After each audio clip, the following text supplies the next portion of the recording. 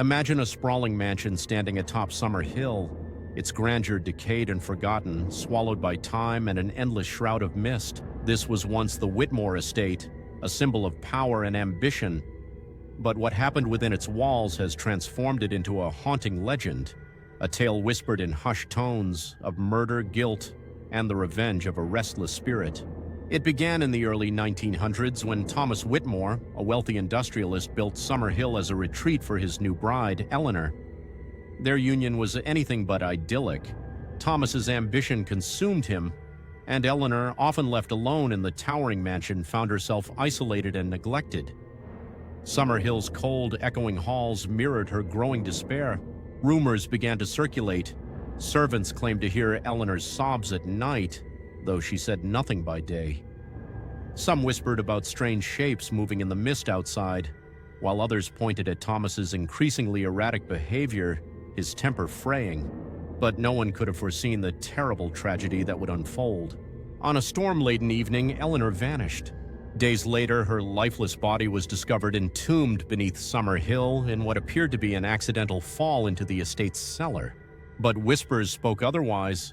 Servants hinted that their master had grown violent, that jealousy over an imagined affair had driven Thomas to rage.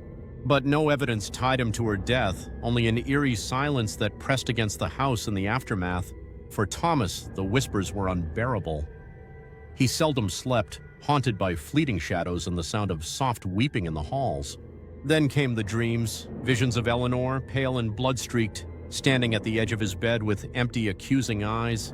Thomas's mind began to unravel. He locked himself within the mansion, declaring Summer Hill his tomb. Months passed, and those brave enough to approach the mansion reported strange occurrences. Unnatural chills in the air, windows slamming without cause, and the flicker of candlelight in empty rooms. Summer Hill had become a prison not only for Thomas's guilt, but for something far darker. It was on a winter's night that the final chapter of Thomas's torment reached its crescendo. Screams, agonized and raw, could be heard tearing through the estate by those in the nearby village. When morning arrived, no one dared approach the Whitmore estate, fearing the lingering ghost of Eleanor. But Thomas was never seen again, save for one chilling detail. Years later, when parts of the mansion were cleared, workers discovered an inscription scratched into the stone floor of the cellar, "Entombed at Summer Hill." To this day, Summer Hill remains abandoned.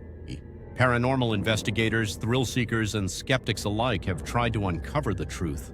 But those who enter often leave shaken, claiming to feel an oppressive presence, hear soft whispers in the darkness, or see doors standing inexplicably ajar. Some have ventured deeper, seeking the truth below the mansion, only to resurface pale-faced and silent. Is it the guilt of a broken man that lingers at Summer Hill, or Eleanor's unrelenting spirit? Perhaps it's both. Whatever the cause, the Whitmore mansion stands as an eternal monument to love gone deadly and to revenge that never sleeps. Would you dare approach its gates? Or would you, like many, prefer to leave Summer Hill entombed in shadow?